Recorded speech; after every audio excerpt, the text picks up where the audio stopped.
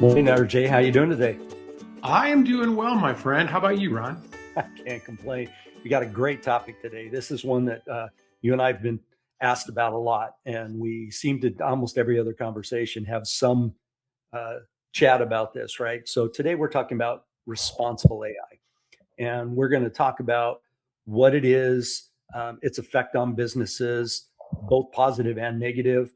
We'll give you some industry stats to kind of support this so you really understand the importance of responsible AI. So, to kick this off, I think what I'm going to do first is I'm just going to read the actual straight up definition of it to make sure it's crystal clear. So, responsible AI is the practice of designing, deploying, and operating AI systems that are ethical, transparent, secure, fair, and accountable, aligned with business values and regulatory explanations. So it's kind of a lot, but let's talk briefly about that. So 76% of organizations now, and again, it's because of a lot of the negative impacts that we're going to cover in today's conversation, 76% say that responsible AI is now a board level concern, right?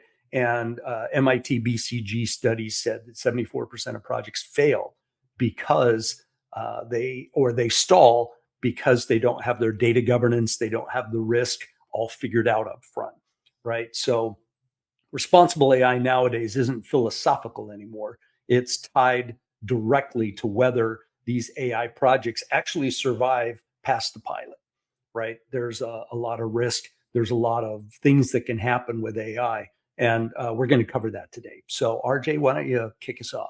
Yeah, I mean, I think when we're talking about responsible AI, to your point, there's a couple different sort of facets of that, and the thing, especially when you're talking about AI that is engaging with your customers, the whole thing that you want to use AI for, and what people are attempting to use it for, is sort of efficiency and engagement and personalization, all the things that AI has the promise of doing. But that has to be executed while you're still focusing on a critical component for the customer, which is trust. A Yeah. lot of times we're making purchases as consumers or companies, and trust is one of the most critical elements of that decision. Can I trust that I'm going to get what I'm asking for, what I'm buying, that I'm going to get support on this thing when I need it? That's relevant to what I bought, or the services that I'm subscribing to, and that the interactions I'm going to have are going to be beneficial and helpful, right? And so that trust is a key thing. And statistically, there's a recent PricewaterhouseCoopers study that talks about trust in AI, and that says 88% of customers have specifically called out the trust as a deciding factor in whether they engage in AI driven experiences. And I think we've all already had these experiences. I know I have. I mean, I literally just finished a project, building something in my backyard, and I purchased something from the largest retailer in the country, and it was broken. So I called, dialed into customer support, and it was an AI experience, and that's fine. The tone was good. It sounded, sort of personal, but the advice that their AI voice system was giving me was telling me to take an action that, when I tried it, I wasn't able to do it. And then it came back and said, "Oh, I'm sorry. I know, shouldn't have told you that, but do this over here." And then I tried that, and that couldn't get done. "Oh, sorry, shouldn't do that again." So I was like, okay, you lost my trust. You wasted my time. And I don't know that I'll make another purchase from that retailer, right? So it's like, Yeah. those things. It's like you've got to, it can't just be about efficiency. It's got to be about effectiveness and trust. And so, and look, IBM is like, hey, what's the cost of, data, misuse and that sort of thing. Now, data misuse is another piece of this. Like, okay, how am I sure that the information that's mine isn't going somewhere else too? So that's sort of the other facet, or one of the other facets of responsible AI, is making sure that the data and the interaction and all that sort of stuff is being protected. And and if you don't feel like it is, there's 81% of consumers say they're not going to engage with a brand that they feel like their interaction and their data is not safe. So there's really a couple pieces of this. One is, it's got to be effective in what it's doing, and it's got to be safe and secure. And you need to make sure that that's available and understandable by the customer, because otherwise you're taking huge risks, right? And so you've got to explain those benefits to people, or make it readily available so they feel good about the experience. Because like this whole like black box of AI, that's something just going in there, I don't know what's going on, I don't know where it's going. That does not build trust at all. As a matter of fact, it erodes trust. So, trust isn't like this, sort of fuzzy thing. Trust is directly correlated to revenue. Revenue short term, that transaction, and revenue long time, what's the lifetime value of that customer? Because if you lose them, then you've lost that whole, tail of additional purchases. So trust is critically important. Yeah, I mean, I look back, and it's been that way for 100 years, right? I mean, my parents are in their 80s, but I remember they didn't burp if they didn't look at Consumer Reports before, right? I mean, everything it's been about trust forever. I mean, even for me, I'm a car hound. I love cars, and I go through cars like crazy. And I think I've owned 42 cars, right? And for a while there, I got on a Honda kick, and I was on my about fourth Honda, and I went back to the Honda dealer. They got a new GM. They didn't want to give me a deal, and they didn't treat me like a return customer. So I went, fine. I literally drove across the street to Nissan, told them what happened, and said, do you want to take care of me? You can earn my business. They said, yes. And I bought 2 Nissans and 2 Infinitis from them over the next 5 years. And the next thing you know, all these reports start coming out about Nissan's crappy CVT transmissions, right? And then Infiniti with their brakes. And I went through a set of brakes, and it tore through the rotors in like 11 months. It wasn't even a full year. It cost me $500 of brakes. So immediately I lost my trust. I never went back. I've had 6 more Hondas since then, right? And so trust is a big thing. And trust, unfortunately, is very costly, and it moves into the legal. I mean, you think how long Consumer Reports has been around? We've been doing this for 100 years, right? This retail and this consumer trust thing. How long have we been doing consumer AI trust? 2 years, maybe? I mean, it's brand new. It's in its infancy. Yet a Deloitte study says already 45% of organizations have already experienced a negative consequence from AI-related risk. 45%, half in just 2 years. That's how fast these problems are becoming aware. And an IBM study says that on average, each one of these single AI-related issues, the consequences are roughly about $4.5 million. So you think about the cost of these AI projects. I mean, you and I both do all these AI projects, and they run anywhere from, 10, 20 grand up to maybe $500,000. I mean, most of the AI projects, 90% are under $1 million. And here, a single AI risk-related instance can cost you $4.5 million. So that is a huge risk, right? And so responsible AI upfront, the planning, the measuring 3 times before you cut is more important with AI. And part of the reason is because AI is so much faster at processing and exacerbating these breaches than any human ever could be, right? AI is so much faster at doing it. And unfortunately, AI also doesn't have the conscience or the moral compass to stop if they start. So where a human might have made a mistake and accidentally gave access to medical records that they shouldn't have, they might give access to 100, a few thousand records, where AI could give access to millions of records overnight. Matter of fact, I've received 3 letters from medical institutions that my private data has been leaked literally in the last 12 months. Now, was that AI related or not? I don't know, but that had never happened in the 50 years I've been dealing with doctors. So how come that's happened in the last 12? Probably because they're implementing AI, they're adding AI into their processes, and something broke, and AI went and did that risk, right?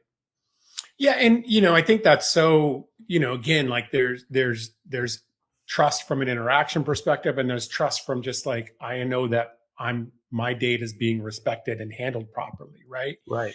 And it's besides like, sort of consequences around lost revenue or legal or whatever, like ideally AI should be actually producing better results, more Right. accurate outcomes, right? If you're doing responsible AI, it's not only about negating the risks of AI, it should be driving measurable positive outcomes, right? So like, And all that really comes back to, data quality.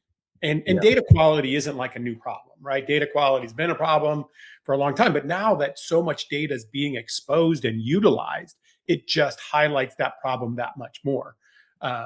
Gartner had a study that said that, poor data quality in organizations costs, between 12 to 15 million dollars a year because you're making bad decisions because you're using bad data. Now that's just being amplified immensely through AI. And that's also a consequence. I know this is a topic that we've talked in the past is, dark data. Like Yeah. there's so much data that's being acquired all the time by all these systems now. Look at just the gazillions of dollars that are being invested in data centers. They got to house it all somewhere for AI to run it, right? That's Yep. where most of the investment in, real estate and technology is going these days. But how much of that data has actually been, audited and looked at and cleaned and making sure you're only utilizing what's important, right? That dark data that is, I know Ron, you had talked about this, like it's like, all the stuff we put in our closet that we never open the door and look at. And now AI can just go in there and has access to everything unfettered. And it just, okay, Yep. no decision making, no moral, and it's just doing what it can do. So, it goes back to, like just the measure twice, measure three times, cut once, do your data audit, do your data cleansing, do your data governance, be responsible with what you're doing. Because it should be, you want to make sure you're reducing hallucinations or giving wrong answers, right? You, want to make sure you have more consistent outputs. And that's really important in all these things, from sort of risk and trust and experience, that, responsible AI doesn't sort of need to like restrict intelligence. It should sharpen it. Yeah. Yeah. It's funny. We always talk about that. And a lot of the companies that I work with AI, and I talk about these things, they're like, it takes too long. We never get out of the gate. We're worried so much about causing these problems that it's slowing us down. And they don't understand that responsible AI actually accelerates Yeah. adoption.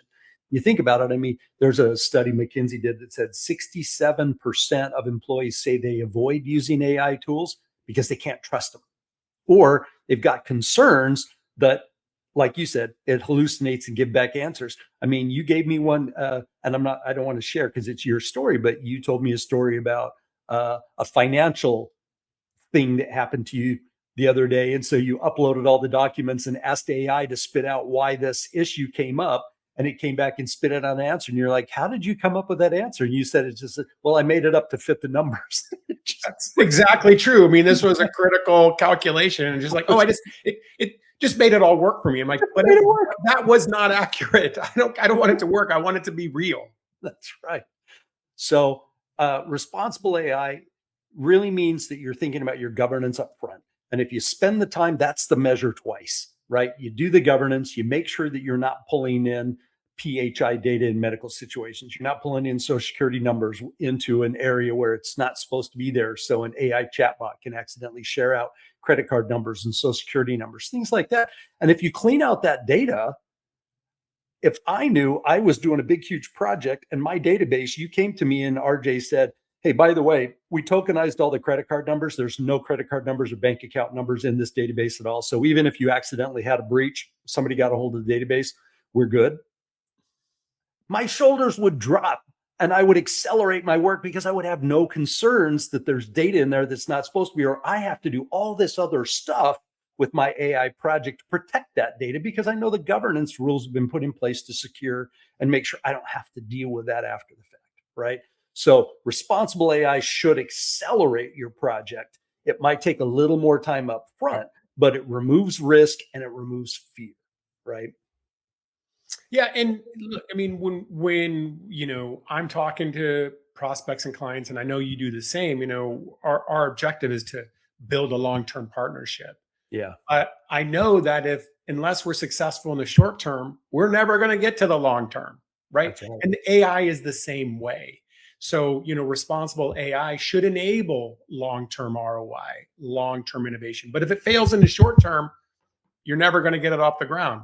So, thinking about that, right? And it's not that, the tech is bad, so to speak. It's just that the leadership, one, hasn't done the proper planning and preparation for the foundation, which is, Yeah. responsible AI and data governance, and also, since they didn't do that, then once they start to run into a risk, hit the brakes, right? And Yeah. they stop. So, McKinsey's saying that, only 26% of companies today see meaningful ROI from AI. And that goes back to what we're just talking about right now. Yeah. But for the companies that implement responsible AI, they are 3 times more likely to report sustained AI return on investment. So Wow. that's the risk and that's the reward. So take your time, do it right, be responsible, manage your data, and you're going to get the outcome versus a failed project, a wasted investment, all that sort of stuff. So I mean, ultimately, responsible AI should create confidence both in your internal teams and staff for using it, and also your customer interactions that you're sort of facilitating through that, right? And that should unlock the budget and unlock investment because you're seeing that it's working. You're seeing that you're getting a positive benefit. Your customers are having a better experience. Your employees are more empowered and having a better experience.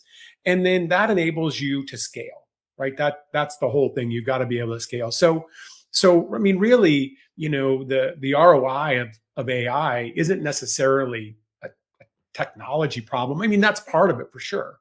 But it's really about, trust from your people, trust from your customers, and trust even at the board level from that. Those are conversations that they're having with investors, if you're private or something like that, or it could be even things that you're doing if you're a publicly traded company. That's critical to get out there, right? Because that's going to be reflected in your stock price, that sort of thing. So all that going back to just like we talked about, it's, measure twice or 3 times, do it, do the right level of preparation, do the right level of being responsible and managing data, and you're gonna be way better off. Yeah. And I think and hope that what we've covered today has given you enough information to at least appreciate that responsible AI is a must have, right? So now maybe your question is, so how do we do that? And my answer to that is partner. Find an AI partner because you don't know what you don't know. So now that you believe us, now that you understand responsible AI, know what it is and understand the impact, both positive and negative, it can have on your AI projects, just jump in with a partner. You don't have to do a full project with a partner per se, but at least get with a partner and consult with them and find out and go, okay, we believe in responsible AI. We want to make sure we're responsible with our project. Can you help us at least outline this project and tell us what we need to be aware of and what we need to do to make sure that this project adheres to those responsible AI guidelines? And that, because you'll know what to do within your business, the partner won't, but you don't know where to look. You don't know where the dark corners are. You don't know what capabilities you have to mitigate those risks unless you get a partner, right? I think you've probably, if you've watched anything RJ and I have done, we've quoted this stat: 76% of all projects fail because you don't partner with an AI partner, right? That's a MIT Boston Consulting Group study. So get a partner, at least up front, do the consulting, have them help you measure 3 times before you start hacking away, right? And Yeah. that'll give you a much better chance to ensure success with your project. You want to Yeah. I close mean, this out, RJ? yeah, one thing I literally had an AI meeting yesterday with a manufacturer, and I was talking to their VP of marketing, who had, by the way, 4 AI certifications, right? But that being said, this is such a fast changing, Yeah. ecosystem and environment. There's so much new technology, so much everybody's got a day job, and it's impossible to stay on top of everything going on in AI unless that's all Yeah. you're focusing and doing. And that's another reason why it's so important for a partner that that's what they're doing all the time. So even the best intentioned executive of a company, it's just like, yeah, you can be familiar, but you need somebody there that's in it all the time and is on top of it. And that's why, a partner is so important in that regard. So, but yeah, I mean, if you have questions, Ron and I are both happy to talk with you. Hit us up, no strings attached conversation. And, we'll be continuing to talk about this and continuing to educate the market. And we look forward to seeing you in our next episode. Bye for now.